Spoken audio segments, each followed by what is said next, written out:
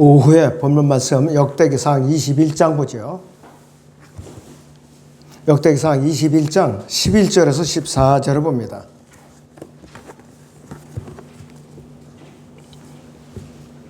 가시 다윗에게 가서 그에게 말하기를 주께서 이같이 말씀하시나이다.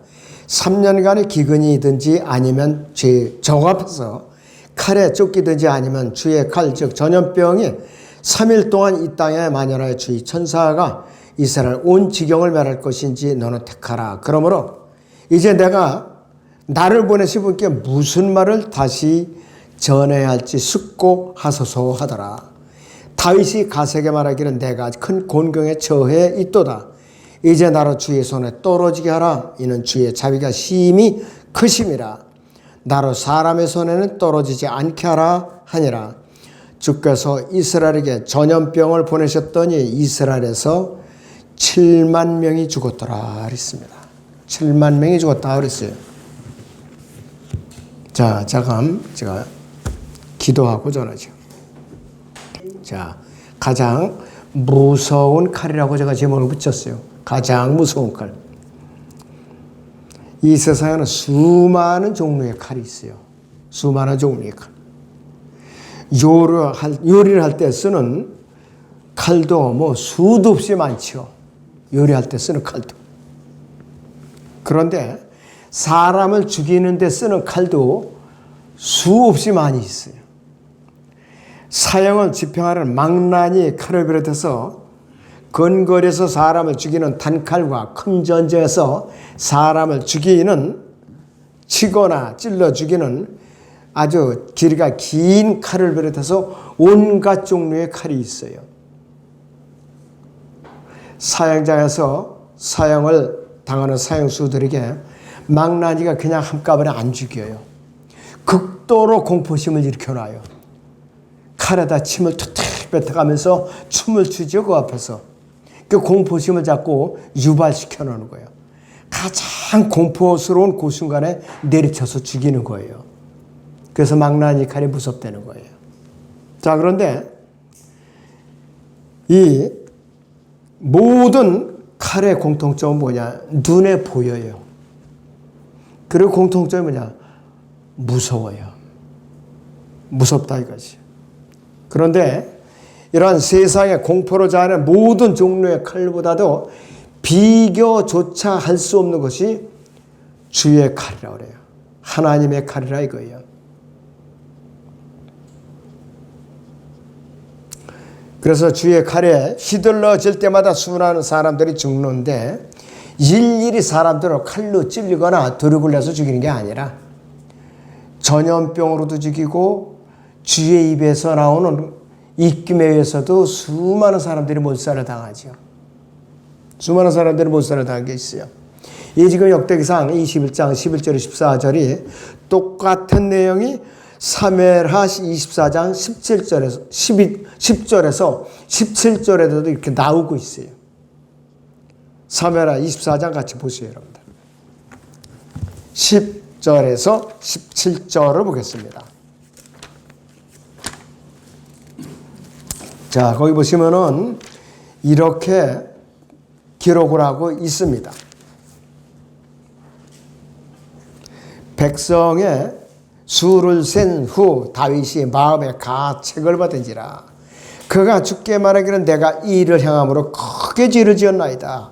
오 주여 이제 내가 간구하오니 주의 종의 죄악을 지어 주소서. 내가 매우 어리석게 행하였나이다 하니라. 다윗이 아침에 일어난 주의 말씀이 다윗의 선견자인 선지자 가세에게 임하여 말씀하시기를 가서 다윗에게 말하기를 주가 이같이 말하노라. 나는 내가 네게 세 가지 일을 제시하노니 너는 그중 하나를 택하라. 내가 그것을 네게 행하리라 하라 하시니라. 가시 다윗에게 와서 그에게 구하여 말하기를 왕께 곧 왕의 나라에 7년간 기근이 오게 하리까 아니면 왕의 원수가 왕을 추격하는 동안 그들 땅에 그들 앞에서 3개월간 도망하시겠나이까 아니면 왕의 나라에 3일 동안 전염병이 있게 하리까. 이제 나를 보내신 분께 내가 무엇으로 답변해야 할지 생각해 보소 하니 다윗이 가세게 말하기를 내가 큰 곤경에 처하였도다. 주의 자비는 크시니 우리로 이제 주의 손에 떨어지게 하고 나로 사람의 손에 떨어지지 않게 하라 하더라. 그래 주께서 아침부터 정해진 때까지 이스라엘에 전염병을 보내시니 단에서부터 브엘세바까지 이르까지 백성들 7만 명이 죽으니라. 천사가 그의 손을 예루살렘으로 뻗쳐 멸망시키려 했을 때 주께서 그 재앙에서 스스로 돌이키시고 백성을 멸한 그 천사에게 말씀하시기를 그것으로 충분하니 이제 네 손을 멈추라 하시. 주의 천사가 여부수인 아라우나의 타작마당 곁에 서 있었더라. 다윗이 백성을 치는 것 천사를 보고 주께 고하여 말하기를 보소서 내가 죄를 지었고 내가 악하게 행하나이다. 그러나 이 양들이 무엇을 행하였나이까? 내가 청하오니 주의 손으로 나와 내 아버지 집을 아비의 집을 치소서 그랬어요. 나와 내 아비의 집을 치소서 그랬단 말이에요. 여기서 이 왕의 나라라는 단어가요 12절에 나오고 13절에도 나와요. 그것이 영어 킹제임스 성경에는 in thy land라고 그랬어요. 당신의 땅, 왕의 땅이라는 말이에요. 이것이. 그래서 이것이 다른 성경, 요즘 나와서 이제 의시대로 다른 성경에는 이제 왕의 땅, 당신의 땅 그렇게 이제 번역을 해놨더라고 문자적으로. 자 그런데 여기서 다윗은 주의 천사의 지시를 받고 오르난의 타작마당을 사서 제단을 쌓고 번제를 드림으로써 속죄를 하는데 3일 여기서 24장에서는 아라우나의 타작마당이라고 불리죠. 오르난이나 아라우나나 같은 사람의 이름입니다. 자 그런데 사무엘하 24장 24절에서는 은 50세켈을 주고 이 아라우나의 타작마당은 다윗이 샀어요. 50세켈을 주고. 그런데 역대기상 21장 25절에서는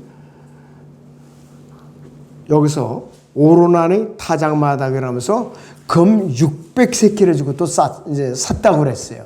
왜 틀리는가? 오르난의 타작마당은 그 제사 드리는 고기에 바로 그 자리만 산 거예요. 그 번제물 하고. 그런데 여기서 아라우나의 타작마당은 여기서 역대기상 21장 25절에서는 금 600세켈이라고 그랬는데 이것은 앞으로 미래에 성전이 세워질 터예요. 솔로몬이 성전을 세웠을 때 굉장히 터가 넓었어요. 그러니까 그때는 그 타작마당뿐만 아니라 그 터를 다 산 거예요. 그래갖고 금 600세켈이 지급이 된 거예요. 이런 차이가 있는 거예요. 장소 그 크기 작기가. 그걸 여러분들이 개념을 아시고 읽으면 이해가 더 빠를 겁니다. 앞으로. 자 그리고 이 구약의 열왕기하 19장 35절에서는 유다 왕국을 점령했던 아시리아 왕 사네립이 아주 의기양양했어요. 포위하고 이스라엘을 갖다가 옥죄이기 시작을 했거든요. 그러니까 히스키야가 베옷을 입고 금식을 하면서 부르짖었어요. 이사야에게 사람들을 보냈죠. 하나님께 아뢰달라고 그랬어요. 그러니까 하나님께서는 어떻게 응답하셨는가? 가혹하게 응답하셨는데 이 열왕기하 19장 35절에서는 어떻게 되는가? 주의 천사가 나타났고 18만 5천 명을 몰살을 시켰어요. 주의 천사가 일일이 칼싸움으로 죽은 게 아니에요. 전염병으로 몰살을 시킨 거예요. 전염병으로. 요즘 세상에 요즘 전쟁에 18만 5천 명이 죽으려면요 아주 대전쟁이에요. 보통 전쟁이 아니에요. 그래서 전염병으로 죽인 거라 이거지. 그리고 신약에 와서는 주의 칼이 어떤 개념으로 사용되느냐. 좀 비약적인 얘기지만은 성령의 칼로 사용되고 있습니다. 성령의 칼. 사람의 몸과 혼과 영을 찔러 갈라서 구원을 받게 하는 유일한 도구가 바로 주의 칼인 성령의 칼입니다. 성령의 칼이에요. 그것이 에베소 6장 17절에서 성령의 칼이라고 말씀하고 있고, 히브리서 4장 12절에서는 여기서 하나님의 말씀은 살아있고 능력이 있어서 양날에 있는 어떤 칼보다도 예리하여 혼과 영 그리고 관절과 골수를 찔러 가르고 마음의 생각들과 의도들을 여기서 판별하느니라고 그랬어요. 그렇기 때문에 이 하나님의 칼은 무서운 거예요. 한치의 또 오차도 없어요. 빗나가는 법이 없어요. 예리하게 빈틈없이 갈라내버려요.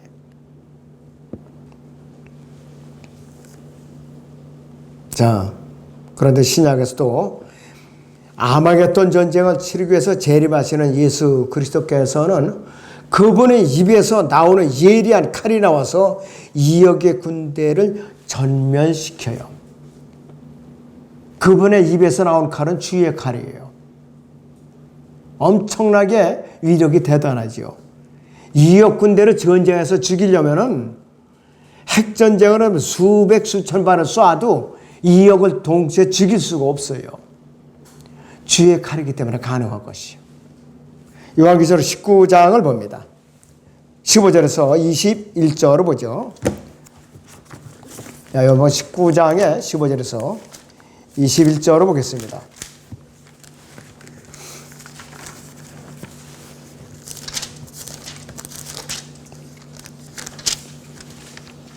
그의 입에서는 예리한 칼이 나와서 그것으로 민족들을 칠 것이요 또 철장으로 그들을 다스릴 것이며 그는 전능하신 하나님의 맹렬한 진노의 포도즙들을 밟으실 것이라. 또 그의 옷과 넓적들의 이름이 기록되어 있는데 만왕의 왕 또 만주의 주라 했다라 했습니다. 또 내가 보니 한 천사가 해에 서 있는데 그 큰 음성으로 위쳐 하늘 한가운데로 날아가는 모든 새들에게 말하기를 와서 위대하신 하나님의 만찬에 다 함께 모여 왕들의 살과 최고 대장들의 살과 용사들의 살과 말들과 그 위에 턴 자들의 살과 자유인이나 종이나 작은 자나 큰 자나 할 것 없이 모든 자의 살을 먹으라 하고 하니라. 또 내가 보니 그 짐승과 땅의 왕들과 그들의 군대가 그 말탄 분과 그의 군대에 대적하여 전쟁을 하려고 다 함께 모였더라.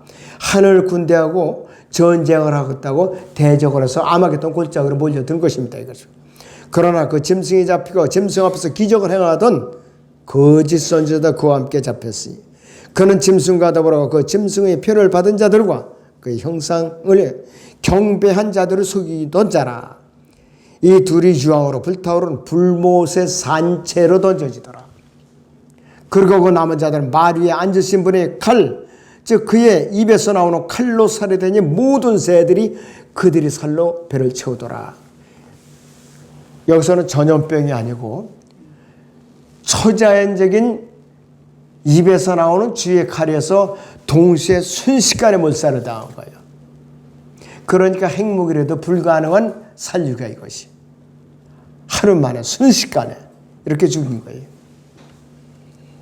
그래서 이 주의 칼은 우리는 눈에 보이는 무시무시하게 생긴 물리적인 칼이 아니라 주의 입에서 나오는 무시무시한 칼로서 초자연적인 힘에서 수많은 사람들이 동시에 몰살을 시킬 수 있는 위력적인 칼이라 이것이요.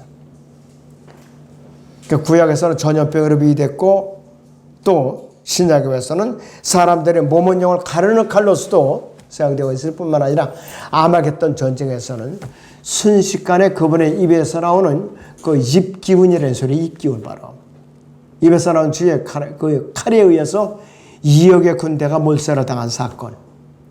그들 가장 무서운 칼이 이 세상에서는 눈에 보이지 않지만은 이 주의 칼이라는 것이 가장 무서운 거예요. 그런데 여러분들은 그 주의 칼을 입에 품고 내려오시는 예수 그리스도의 군대로서 같이 재림한다 이거예요. 그러면 여러분들 할 일이 딱 한 가지예요. 여러분들은 그냥 싸우는 거 아니에요. 그 시체를 예수님과 함께 말발굽으로서 짓밟으면서 그냥 건너가는 거예요. 짓밟으면서 가는 거예요. 그러니까 여러분들의 몸에도 피가 튀어가지고서 신세마포 옷이 피로 물들게 되어 있는 거예요. 예수님만 아니라 여러분들도 그 원수들이 피에 묻혀서 피범벅이 된다 이 뜻입니다. 그래서 여러분들은 보통 전사들이 아니에요. 무시무시한 전자들이에요. 무시무시한 전사들. 그러니까 이 세상의 어떤 전쟁보다도 가장 무시무시한 주님의 위력의 칼이 휘둘러지는 그 전쟁에서 승리를 하게 돼 있습니다. 그러니까 여러분들이 승리자죠. 보통 승리자들이 아니에요. 아무튼 여러분들이 이런 자부심을 갖고 주님을 섬기는데 자부심을 갖고 복음을 전하는데도 담대함으로 전해야 돼요. 그렇기 때문에 자 기도하겠습니다.